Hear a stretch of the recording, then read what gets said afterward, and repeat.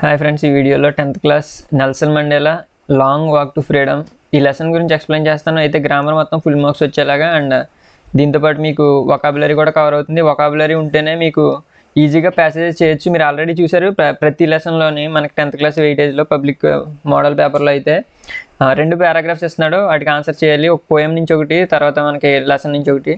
So ఇవన్నీ చేయాలంటే మనకి వొకాబులరీ రావాలి. అండ్ ఈ వీడియో కాంపిటేటివ్ వాళ్ళకి అంటే డిఎస్సి వాళ్ళకి కూడా చాలా బాగా యూజ్ అవుతుంది. అయితే దీంట్లో ఫస్ట్ మ్యాచింగ్ ఇచ్చాడు, ఇది బాగా యూజ్ అవుతుంది. ఫస్ట్ ఆఫ్ ఆల్ ఈ మ్యాచింగ్ చూడండి, దేనికి మ్యాచింగ్ అన్నది. సో ఫస్ట్ ఆఫ్ ఆల్ ఇక్కడ ఇచ్చింది చూడండి, a rainbow gathering of different colours and nations. So ఇది దేన్ని ఇండికేట్ చేస్తుంది? ఇక్కడ ఉన్న వాటిలో చూడండి, రెయిన్బో గ్యాదరింగ్ అంటే కొంతమంది పీపుల్ కలవడం లాగా వస్తుంది. A beautiful coming together of various people like colours of rainbow. So రెయిన్బోకి రెయిన్బో, బట్ ఆ మీనింగ్ మీకు అర్థం చేసుకుంటే ఈ లెసన్ చదువుతున్నప్పుడు పారాగ్రాఫ్ చేస్తున్నప్పుడు మీకు ఈజీగా అర్థమవుతుంది. The seat off white supremacy. Seat off white supremacy అంటే ఏంటో చూడండి. ఎక్కడ చూడండి, సీట్ ఆఫ్ వైట్ సుప్రిమసీ అంటే 1 minute, దీంట్లో సెంటర్ ఆఫ్ రేషియల్ సుపీరియారిటీ అని అన్నది చూడండి. సో అది కరెక్ట్ ఆన్సర్ అవుతుంది, racial superiority. So white supremacy అంటే తెల్లజాతి వాళ్ళు మేమే గొప్ప అన్నట్టు ట్రీట్ చేశారు, బ్రిటిష్ వాళ్ళు అవ్వచ్చు. అయితే the overwhelmed with sense of history. Overwhelmed with sense of history అంటే ఇక్కడ ఓవర్వెల్మ్డ్ అంటే ఒక డీప్ ఎమోషన్ లాగా వస్తుంది. దానికి మీనింగ్ ఎక్కడ ఉందో చూడండి, లాస్ట్ది. Deep emotional remembering and understanding the past events. Sense of history అంటే పాస్ట్ ఈవెంట్స్. హిస్టరీ అంటే గతంలో జరిగింది కదా, సో గతంలో జరిగిన వాటి గురించి గుర్తు చేసుకుంటున్నారు. Overwhelmed, deep emotional. And next చూడండి, the glimmer of humanity. So humanity అన్నప్పుడు హ్యుమానిటీకి సంబంధించిన మీనింగ్ ఉంటుంది, దానికి దగ్గరగా ఉన్న చూడండి. ఇక్కడ చూడండి, sign of human feeling. Sign of human feeling అంటే గ్లిమ్మర్ ఆఫ్ హ్యూమానిటీ అంటే మనిషి మానవత్వంతో ఆలోచించడం అంటారు కదా. అయితే మంచితనం అవ్వచ్చు, కైండ్నెస్, పిట్టి, జస్టిస్, ఇవన్నీ కలిపి గ్లిమ్మర్ ఆఫ్ హ్యుమానిటీలోకి వస్తుంది. అండ్ ఆ తర్వాత ఇంకొక మీనింగ్ ఉంది, సో మిగిలింది అదే అవుతుంది. అయితే ఇక్కడ చూడండి, ట్విలైట్ ఎగ్జిస్టెన్స్ అంటే అదొకసారి చూడండి దాని మీనింగ్. ఇక్కడ ఉన్న వాటిలో హాఫ్ సీక్రెట్ లైఫ్ అని ఉంది కదా, like A life lived in fading light between sunset and darkness. So twilight existence అంటే హాఫ్ సీక్రెట్ లైఫ్ అని. ఆ తర్వాత దాన్ని ఏమని ఇచ్చాడు, like A life lived in fading light between sunset and darkness అంటే చీకట్లో ఉన్న జీవితం అని అర్థం. సో మనం ఒకటి వదిలేసాం. So resilience that defies the imagination. So మిగిలిందే దీనికి ఆన్సర్ అవుతుంది, ద గ్రేట్ ఎబిలిటీ. రెసిలియన్స్ అంటే ఏంటి, great ability to remain unchanged అంటే ఎలాంటి పరిస్థితి వచ్చినా మార్పుకు లోనవ్వకుండా ఉంటే దాన్ని రెసిలియన్స్ అంటారు. Suffering, unchanged by suffering, hope. So దీనికి ఇంకో మీనింగ్ ఏమిటంటే not losing hope, goodness or courage. So ఈ మ్యాచింగ్ మీకు పబ్లిక్లో వచ్చే ఛాన్సెస్ బాగా ఎక్కువ ఉన్నాయి. అండ్ కాంపిటేటివ్ వాళ్ళకి కూడా ఇది యూజ్ అవుతుంది. టెక్స్ట్ బుక్ ప్రకారం ఇస్తున్నాడు, కొత్త టెక్స్ట్ బుక్ ప్రకారం, కాబట్టి ఇది బాగా ప్రాక్టీస్ చేయండి. అండ్ తర్వాత మీకు బాగా అవసరమైన మీనింగ్స్ ఒకసారి చూసుకుంటూ వెళ్దాం, తర్వాత గ్రామర్ చేద్దాం. సో ఇక్కడ చూడండి, బిసైజ్డ్ బై అంటే బిసైజ్డ్ అంటే సరౌండెడ్ క్లోజ్లీ బై అంటే చుట్టుముట్టడం. తర్వాత యాంఫీ థియేటర్ అంటే ఏంటి చూడండి, బిల్డింగ్ వితౌట్ రూఫ్. పూర్వకాలంలో బిల్డింగ్స్ ఉండేవి, వాటికి పైన రూఫ్ ఉండేది కాదు, పైన ఇలా కప్పు ఉండేది కాదు, చుట్టూ గోడలు కట్టి ఉండేవి. దాన్నే యాంఫీ థియేటర్ అంటారు. With many rows seats rising in steps. అది ఎక్కడ గమనించవచ్చు అంటే గ్రీస్లో కానీ, పాతకాలంలో గ్రీస్లో కానీ, రోమ్లో కానీ ఉండేవి ఇలాంటివి. తర్వాత కాన్ఫర్ అంటే గివ్. కాన్ఫర్ అంటే గివ్. తర్వాత వి హూవర్ అవుట్లాస్. ఇక్కడ చూడండి, అవుట్లాస్కి ఏదో మీనింగ్ ఇచ్చాడు, because of policy of apartheid many countries had earlier broken of diplomatic relations with south Africa. Apartheid వల్ల, అపార్థైడ్ అంటే జాతి వివక్షత వల్ల అంటే సౌత్ ఆఫ్రికాలో ఉన్న వివక్షత వల్ల చాలా కంట్రీస్ సౌత్ ఆఫ్రికాతో రిలేషన్షిప్ని బ్రేక్ చేసుకున్నాయి. అయితే ఇక్కడ అవుట్లాస్ అంటే ఏంటో చూడండి. అవుట్లాస్ అంటే ఏంటి, మనకి ఏదైనా చట్టాన్ని వ్యతిరేకించడం కానీ దాన్ని రూల్స్ని బ్రేక్ చేయడం కానీ అవుట్లాస్ కింద వస్తుంది. అండ్ ఎమాన్సిపేషన్ చూడండి, freedom from restriction. So freedom దొరికితే దాన్ని ఏమంటారు ఎమాన్సిపేషన్. తర్వాత deprivation, state of not having the rightful benefits. Deprivation అంటే state of not having one's rightful benefits, సరైన బెనిఫిట్స్ లేకపోతే దాన్ని డిప్రైవేషన్ అంటారు. అని చేయడం కానీ వాళ్ళకి ఇవ్వాల్సిన బెనిఫిట్స్ రాకపోవడం కానీ పేదరికం కానీ ఇవన్నీ. డిస్క్రిమినేషన్ అంటే మీ అందరికీ తెలుసు, బీయింగ్ ట్రీటెడ్ డిఫరెంట్లీ ఆర్ అన్ఫేవరబుల్లీ, వేరుగా చూడటం. సో ఇది డిస్క్రిమినేషన్. స్పెక్టాక్యులర్ అరే, స్పెక్టాక్యులర్ అరే అంటే an impressive display, colourful and attractive. అంటే చూడటానికి ఇంప్రెసివ్గా, చూడటానికి కలర్ఫుల్గా అట్రాక్టివ్గా ఉంటే దాన్ని ఏమంటారు స్పెక్టాక్యులర్ అరే అంటారు. Not unmindful of, not mindful అంటే కాన్షియస్ ఆఫ్, అవేర్ ఆఫ్ అంటే తెలియటం దాని గురించి. తర్వాత చవరాన్ అంటే a pattern in the shape of V షేప్లో ఉంటే దాన్ని ఏమంటారు చవరాన్ అంటారు, వి షేప్లో. తర్వాత despised, had a very low opinion of అంటే తక్కువగా చూడటం, ఇష్టపడకపోవడం. సో ఇవన్నీ కూడా ఈ లెసన్లో వస్తూ ఉంటాయి. ఈ లెసన్ అర్థం అవ్వాలంటే ఈ మీనింగ్స్ అర్థం కావాలి. దీన్ని రాట్ అని చదవాలి. రాట్ అంటే old fashion and forward word, పాతకాలంలో వాడేవారు దీన్ని. అండ్ రాట్ అంటే డన్ అని, అచీవ్డ్ అని, పూర్తయింది లేదా సాధించడం జరిగిందని రాట్ అంటే. తర్వాత profound, deep and strong. Profound అంటే డీప్ అండ్ స్ట్రాంగ్ అనే మీనింగ్ వస్తుంది. అండ్ తర్వాత రెసిలియన్స్, ఇంతకుముందే మనం స్టార్టింగ్లో మ్యాచింగ్ చేసినప్పుడు చేసాం, బాగా గుర్తు చేసుకోండి. The ability to deal with any kind of hardship and recover from its effects. ఎలాంటి కష్టాన్నైనా ఎదుర్కొనే శక్తిని ఏమంటారంటే రెసిలియన్స్ అంటారు. Push it to our limits అంటే push it the last point in our ability to bear pain. అంటే మనకి మన శక్తి మేరకు ప్రయత్నించడానికి push it to our limits అని అంటారు. తర్వాత inclinations, natural tendency of behaviour. Inclination అంటే మనకి జనరల్గా ఏం చేయాలనిపిస్తుంది, కొంతమందికి ఎప్పుడు నిద్ర పోవాలనిపిస్తుంది, కొంతమందికి ఎప్పుడు ఆటలాడాలనిపిస్తుంది. ఒక సిచ్యువేషన్లో ఎలా రియాక్ట్ అవ్వాలి, సహజంగా ఎలా ఏం చేయాలనిపిస్తుందో అది ఇన్క్లినేషన్ కిందకి వస్తుంది. అండ్ ఇన్ఎవిటబుల్లీ అంటే అన్అవాయిడబుల్లీ అంటే దాన్ని ఇంక మనం వదలలేము, మన వెనకాల వస్తుంది. సాంగ్లో ఉంటుంది కదా, నిన్ను వేయడం నేనని, ఆ టైప్లో ఉంటుంది అన్నమాట. ఇల్యూజన్ అంటే మళ్ళీ దానికి తగ్గట్టు వచ్చింది చూడండి. Something that appears to be real but is not. So అది మన ఊహ. సో దూరం నుంచి మనం ఒకటి చూస్తే దాన్ని మనం చెట్టు నీడలో ఏదైనా మనకు కనిపించింది అనుకోండి, దాన్ని దెయ్యం అనుకుంటాం, కానీ అది నీడ. సో అది ఏంటి, దాన్ని అలాంటి వాటిని ఇల్యూజన్ అంటారు. తాడుని చూసేమనుకుంటాం, పాము అనుకుంటాం, అది కూడా ఇల్యూజన్. ఉన్నదే వేరేగా కనిపిస్తే illusion. Transitory not permanent. Transitory అంటే పర్మనెంట్ కాదు, ఎప్పటికప్పుడు మారిపోతూ ఉంటే దాన్ని ట్రాన్సిటరీ అంటారు. తర్వాత కట్టైల్డ్ అంటే రిడ్యూస్డ్. రిడ్యూస్డ్ అంటే తగ్గించబడిన. కట్టైల్డ్ అంటే ఏం గుర్తుపెట్టుకుంటారు, కట్ చేస్తే ఏమైంది, రిడ్యూస్ అయింది. ఎలా కోడ్ గుర్తుపెట్టుకోండి. తర్వాత ప్రిజుడిస్ అంటే న్యాయం అని మీకు తెలుసు, కానీ ప్రిజుడిస్ అంటే కొంతమంది వ్యక్తుల మీద ముందే ఒక ఒపీనియన్ పెట్టేసుకుంటూ ఉంటారు, ఇది అసలు ఉండకూడదు. A strong dislike without any good reason. So ఏ కారణం లేకుండానే కొంతమంది మీద, ఒక జాతి వాళ్ళ మీద కానీ, ఒక రకమైన పీపుల్ మీద కానీ వివక్షత పెట్టుకుంటే దాన్ని ఏమంటారు, ప్రిజుడిస్ అంటారు. దీన్నే తెలుగులో మోస పద్ధతులు అని అంటారు. సో ఇప్పుడు మనం వొకాబులరీ కంప్లీట్ చేసుకున్నాం సక్సెస్ఫుల్గా. ఇప్పుడు మనం గ్రామర్ కంప్లీట్ చేసుకోవాలి. 10th క్లాస్ వాళ్ళకి అయితే యాజ్ ఇట్ ఈస్ దీని నుంచి వస్తుంది. సో ఇప్పుడు చాలా జాగ్రత్తగా గమనించండి. సో ఇక్కడ చూడండి, థింక్ అబౌట్ ద లాంగ్వేజ్ అని ఇచ్చాడు. సో దీంట్లో ఇక్కడ ఉన్న చదవండి, there are nouns in the text. ఇక్కడ ఇచ్చిన దాంట్లో మనకు నౌన్స్ ఉన్నాయి. అయితే formation, government, which are formed from corresponding verbs. Form నుంచి ఏమొచ్చింది, ఫార్మేషన్ వచ్చింది. ఆ తర్వాత గవర్న్ నుంచి ఏమొచ్చింది, గవర్నమెంట్ వచ్చింది అని ఇచ్చాడు. అయితే ఈ నౌన్ నుంచి, ఇక్కడ ఇచ్చిన నౌన్స్ నుంచి, ఈ రెండు నౌన్స్ నుంచి ఈ రెండు వెర్బ్స్ వచ్చినాయి. నౌన్కి వెర్బ్కి తేడా ఏంటంటారా? నౌన్ అంటే ఏంటి? పేర్ల గురించి చెప్తే పేర్లు, నేమ్స్ గురించి చెప్తే దాన్ని ఏమంటారు? నౌన్ అంటారు. మరి వెర్బ్ అంటే ఏంటి? వర్క్ గురించి చెప్తే పని లేదా వర్క్ గురించి చెప్తే దాన్ని ఏమంటారు? వెర్బ్ అంటారు. మరి ఇక్కడ నౌన్ ఉంది, వెర్బ్ ఉంది. సో ఇక్కడ ఏం చెప్తున్నాడు అంటే మనకి నౌన్స్ని ఏ నౌన్కి ఏ వెర్బో మనం రాయమని అడుగుతున్నాడు.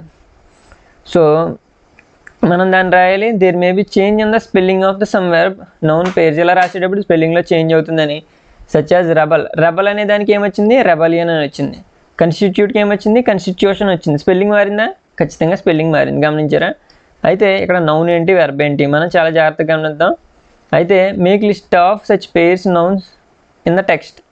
సో మన టెక్స్ట్ బుక్లో చూసి అలాంటి పేర్స్ నౌన్స్ని కొన్ని రాయమని అడుగుతున్నాడు. అయితే రెబలియన్ అనేది నౌన్, పేరు మాట అది. రెబల్ అంటే తిరుగుబాటు, అంటే ఇదేంటి? పని, తిరుగుబాటు చేయడం. కన్స్టిట్యూషన్ అంటే రాజ్యాంగం. కన్స్టిట్యూట్ అంటే రాజ్యాంగాన్ని రాయడం, తయారు చేయడం. తర్వాత ఫార్మేషన్ అంటే ఏంటి? ఒక పేరు, నౌన్. ఎప్పుడైనా షన్ వచ్చిందంటే నౌన్ అయ్యే ఛాన్స్ ఎక్కువ ఉంటుంది. ఫార్మేషన్.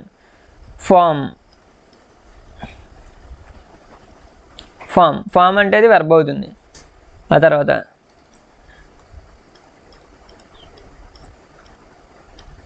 చూడండి, ఇక్కడ ఒకటి చెప్తున్నాను, గవర్నమెంట్ అని ఇచ్చాను కదా. అయితే గవర్నమెంట్ అదంతా ఈ టెక్స్ట్ బుక్లోంచి ఈ లెసన్ నుంచి రాస్తున్నాను. గవర్నమెంట్ అని వచ్చింది ఏంటి? నౌన్ అవుతుంది. అదే గవర్నమెంట్ అంటే ప్రభుత్వం అని వస్తుంది. అదే గవర్న్ అంటే పరిపాలించడం. చూడండి ఎంత మీనింగ్లో ఎంత తేడా ఉందో. పరిపాలించడం అంటే పని కదా, గవర్న్. అయితే ఇక్కడ ఇచ్చిందని గెస్ చేయండి. ట్రాన్స్ఫర్మేషన్ ఇస్తున్నాను నేను. ఏమై ఉంటుంది? ట్రాన్స్ఫర్మేషన్కి ఏమొస్తుంది? ట్రాన్స్ఫార్మ్. ఇప్పుడు మీకు కూడా కొన్ని యాక్టివిటీస్ ఇస్తాను, అది మీరు కింద కామెంట్ చేయండి. సో ఇంకోటి రాస్తాను, తర్వాత మీకు కింద ఇస్తాను. తర్వాత డిస్క్రిమినేషన్ ఈ లెసన్లో ఉన్నదా లేదా? డిస్క్రిమినేషన్ ఇలా ఇచ్చినప్పుడు మీకు ఈజీగా మార్కులు గెయిన్ చేయొచ్చు. అండ్ ఇది టెట్ ఎగ్జామ్లో కూడా ఇలానే అడుగుతున్నాడు. సో మరి దీనికి మీరు ఈజీగా రాయొచ్చు కదా. డిస్క్రిమినేషన్కి ఏమొస్తుంది? డిస్క్రిమినేట్. సో ఏది నౌనో ఏది వెర్బో తెలియాలి. ఇప్పుడు నేను మీకు కొన్ని ఎక్సర్సైజెస్ ఈ పక్కన ఇస్తాను, దీన్ని మీరు కామెంట్ సెక్షన్లో ఆన్సర్ చేయండి. సో ఇప్పుడు నేను ఇచ్చాను కదా ఆబ్లిగేషన్ అనే వర్డ్ ఇచ్చాను, దానికి మీరు రాయండి. ఆబ్లిగేషన్ ఒకటి, దీనికి మీరు కామెంట్ చేయండి. ఆబ్లిగేషన్కి ఏంటి? అండ్ దెన్ ఆ తర్వాత డిప్రైవేషన్.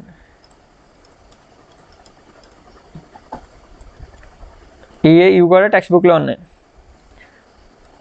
డెమాన్స్ట్రేషన్, దీనికి ఏం రాస్తారో వెర్బ్ రాయండి. వెర్బ్ ఏంటో రాయండి.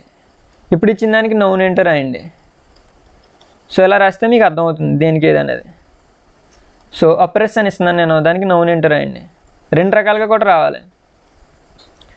ఇమాజిన్ అని ఇస్తున్నాను, దానికి నౌన్ ఏంటో రాయండి.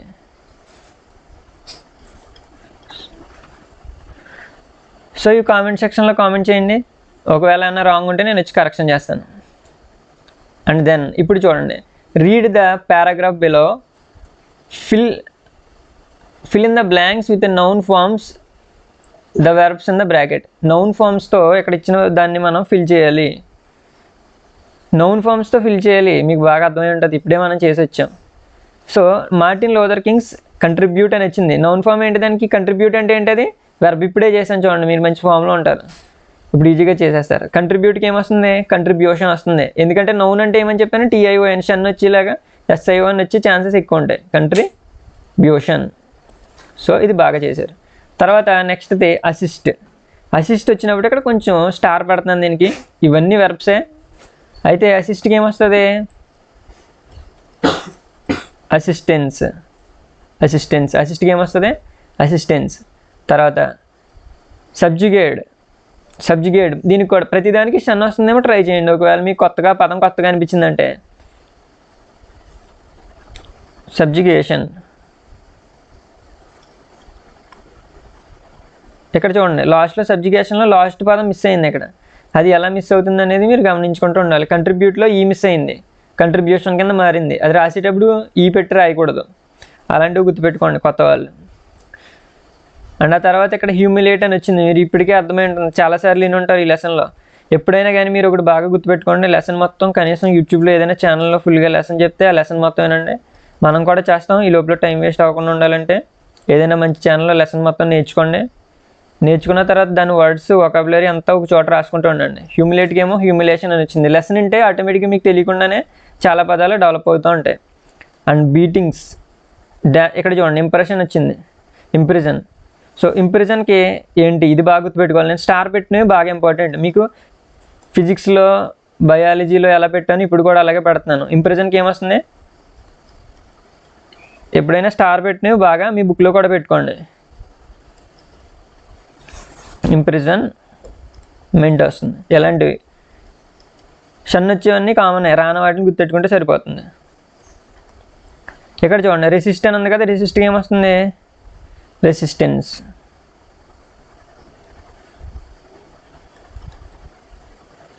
రెసిస్ట్కి రెసిస్టెన్స్. ఓకే, సో ఈ విధంగా మనం కంప్లీట్ చేసాం. అక్కడెక్కడ చూడండి మళ్ళీ మంచి గ్రామర్ పాయింట్ ఇచ్చాడు. సో ఆర్టికల్స్ మీద మీకు పబ్లిక్లో వెయిటేజ్ ఇచ్చాడు ఖచ్చితంగా ఒక మార్క్. కానీ అయితే ఇక్కడ చూడండి you know the definite article the.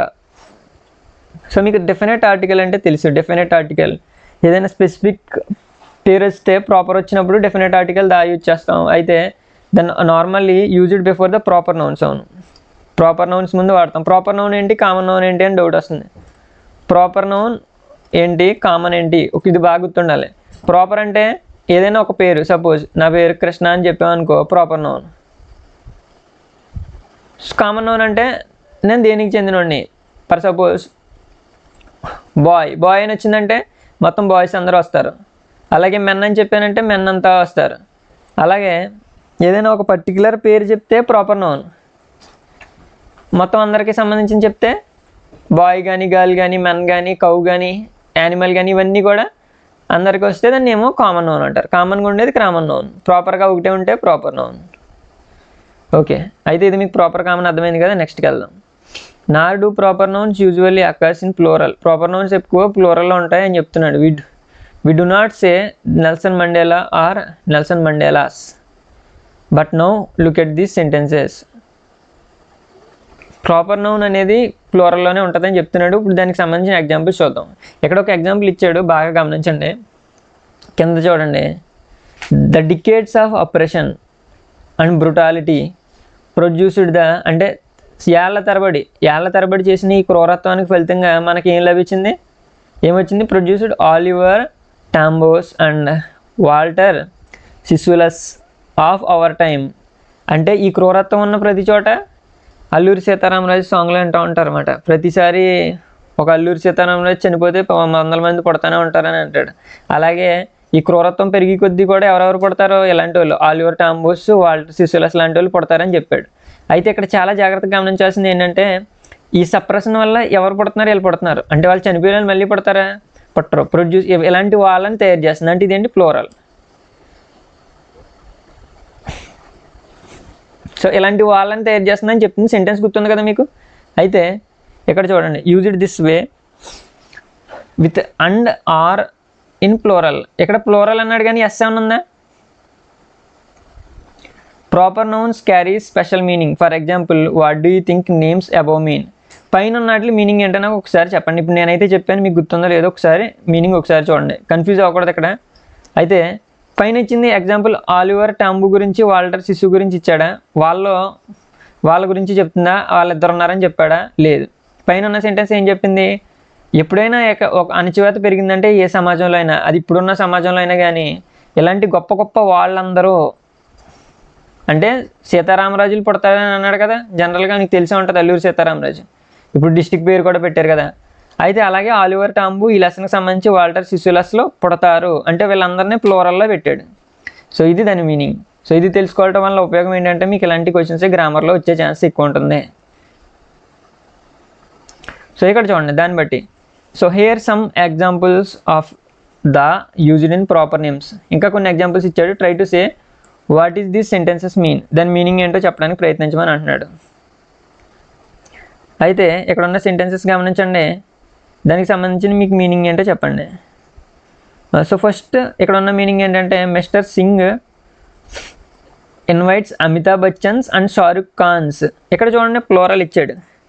So ఇతను ఏం చెప్దాం అనుకుంటున్నాడు, అమితాబ్ బచ్చన్స్ అంటే ఎక్కువ మంది, మిస్టర్ సింగ్ అనే అతను ఏం చేస్తాడంటే రెగ్యులర్లీ ఇన్వైట్ చేస్తాడంటే ఎవరిని, అమితాబ్ బచ్చన్లను, షారుఖ్ ఖాన్లను. ఎంతమంది షారుఖ్ ఖాన్లు ఉన్నారండి, జవాన్ సినిమాలో హీరో తెలుసు కదా, ఒకడే షారుఖ్ ఖాన్. అమితాబ్ బచ్చన్ కౌన్ బనేగా కరోడ్పతి హిందీలో చేస్తాడు ఆయన. అయితే అలా ఒకరే ఉన్నారు కదా. అయితే మరి వీళ్ళందరిని ఇన్వైట్ చేయడం అంటే ఏంటి, అమితాబ్ బచ్చన్లను, షారుఖ్ ఖాన్లు అంటే గొప్ప గొప్ప ప్రామినెంట్ పర్సన్స్ని ఇన్వైట్ చేస్తారు. ఈ ఇన్వైట్స్ ఓన్లీ ప్రామినెంట్ పర్సన్స్ అని దీని మీనింగ్. ఆ తర్వాత నెక్స్ట్ దాన్ని చూడండి, many people think that Madhuri Dixit is Madhubala of our times. So చాలామంది మాధురి దీక్షిత్ని ఇప్పటి కాలంలో మధుబాల అని అనుకుంటారంట. అంటే దాని అర్థం ఏంటి, ఇప్పుడు మన కరెంట్ జనరేషన్లో, కరెంట్ అంటే ప్రస్తుతం జనరేషన్లో ఉన్న మధుబాలని గతంలో ఉండే మాధురి దీక్షిత్ అనుకుంటారు అనేసి చెప్తున్నాడు.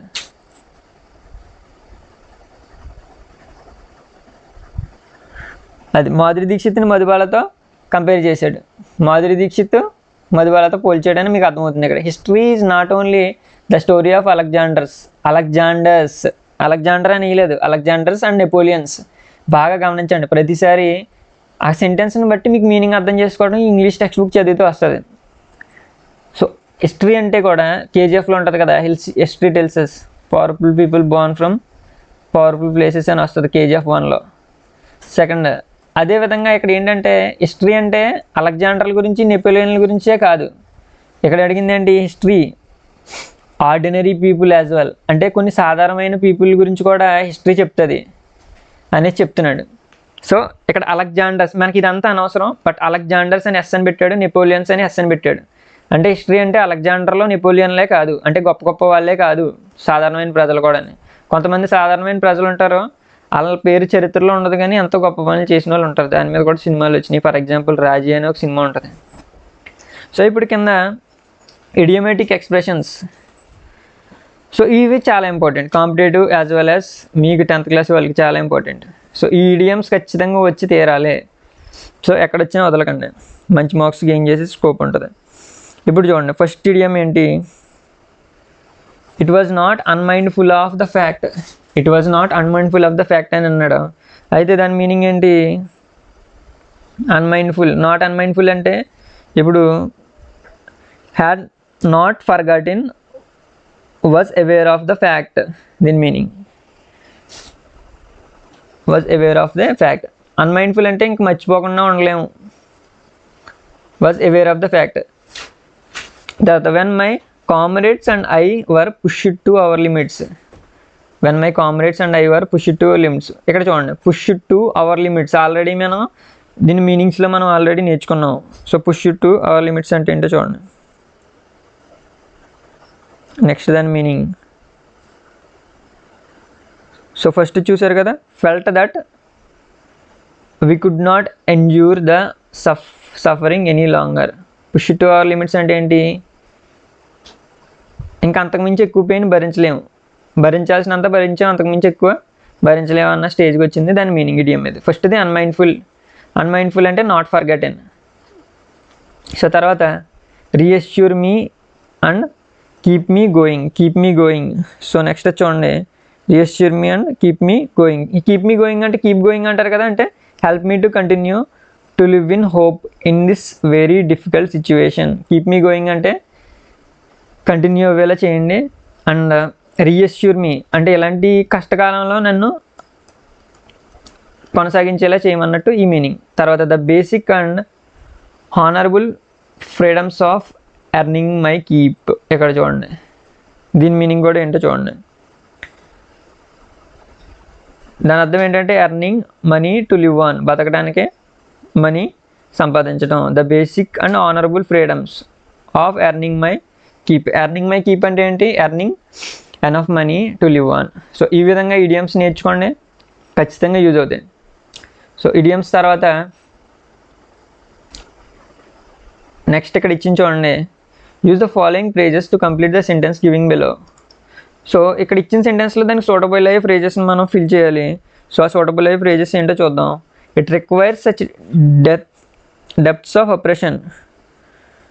It requires such depths of operation అని అన్నాడు. అయితే దీనికి సంబంధించి మనకు కరెక్ట్ మీనింగ్ ఏంటో చూడండి. Create such heights of character అంటే ఇంతకుముందు మనం చూసాం, ఎప్పుడైతే మనల్ని అణిచివేతకు గురవుతుందో అప్పుడే గొప్ప గొప్ప వ్యక్తులు పడతారు. దీంట్లో అలాంటి మీనింగ్ ఏమైనా ఉందా? ఇది ఒకటే ఉంది. సో దీని మీనింగ్ ఏంటంటే 5. ఫిఫ్త్ది ఏంటి? ఇంకా నేను రాయట్లేదు, ఇక్కడ ఇండికేట్ చేస్తాను. ఇది 5th. అంటే తర్వాత courage was not the absence of fear అంటే ధైర్యం అంటే భయం లేకపోవడమే కాదు, ఏముండటం? ధైర్యం ఉండటం. But the triumph over it. So దీని మీనింగ్ ట్రింప్, సక్సెస్ అవ్వడం. So the brave man is not who does not feel afraid. ధైర్యవంతుడు అంటే ఎవడైతే భయపడ్డా వాడు కాదు, మరి ఎవరో? దానికి ఇంకే సెంటెన్స్ ఎక్కడ ఉందో ఎతకండి. లవ్ అనేది రాదు. But who conquer that fear. ఎవడైతే భయపడ్డా వాడు ధైర్యవంతుడు కాదు, భయాన్ని జయించినోడే ధైర్యవంతుడు అని చెప్తుంది. కాబట్టి దీని meaning 4th meaning. So next చూడండి, if people can learn to hate. Hate అని వచ్చినప్పుడు ఏం రావాలి అంటే ఇందులో ఆపోజిట్ మీనింగ్స్ వస్తాయమ్మా, మీరు జాగ్రత్తగా గమనించాలి. సో హేట్ అని వచ్చినప్పుడు ఏం రావాలి? లవ్ రావాలి. So if people can learn to hate they can be thought to love. కాబట్టి అది కూడా. దాని తర్వాత if I was not Born with hunger to be free. If I was ఇంకా సో లాస్ట్ మీనింగ్ ఏంటంటే మిగిలింది ఏదైతే అదే అవుతుంది. ఫ్రీ అని వచ్చింది, తర్వాత I was Born free. So దాని మీనింగ్ అది. దాని సెంటెన్స్ కంటిన్యూషన్ అలాగ వస్తుంది. I was not Born with hunger to be free. I was Born to be free. I was Born free. So ఒక్కసారి వీటిని కంటిన్యూషన్ చూడండి. ఇక్కడ మనం ఇప్పుడంతా ఏం చేసామంటే ఇక్కడ జరిగింది ఒకసారి గమనించాలి. సో ఇక్కడ ఉన్న సెంటెన్స్లో ఒకదానికి ఒకటి డిఫరెంట్గా ఉంటుంది. ఆ డిఫరెన్స్ ఏంటి? ఆపోజిట్గా ఉంటుంది అన్నమాట కంటిన్యూషన్. ఆ కంటిన్యూషన్ ఏంటో మనం రాసాం, మనం మొత్తం కంప్లీట్ చేసాం. సో హోమోఫోన్స్ అంటే సేమ్ మీనింగ్ ఉండేవి. So tiger and the zoo. So ఇలాంటి వాటి మీద కూడా మీకు అడుగుతున్నాడు క్వశ్చన్స్. రైటర్ ఏమని కూడా అడుగుతున్నాడు. So Leslie Norris, tiger and the zoo writer. ఆ తర్వాత ద టైగర్ రైటర్ ఎవరు? పీటర్ నిబ్లెట్. సో ఇలా గుర్తుపెట్టుకోండి. తర్వాత నెక్స్ట్ ద పాంథర్, దాని రైటర్ ఎవరు? రైనీర్ మరియా రిల్కే. సో ఈ విధంగా మనం కంప్లీట్ చేసాం గ్రామర్ మొత్తం. అయితే ఇప్పుడు ఇలా చేసుకుంటే మన గ్రామర్ మొత్తం కంప్లీట్ అవుతుంది. కాబట్టి ఛానల్ని లైక్ చేయండి. సో ఒకవేళ మీరు 100 likes కంప్లీట్ చేశారంటే మాత్రం నెక్స్ట్ 10th క్లాస్ గ్రామర్ అంతా మొత్తం బోర్డు మీద వీడియోస్ చేసి చెప్తాను. So thank you.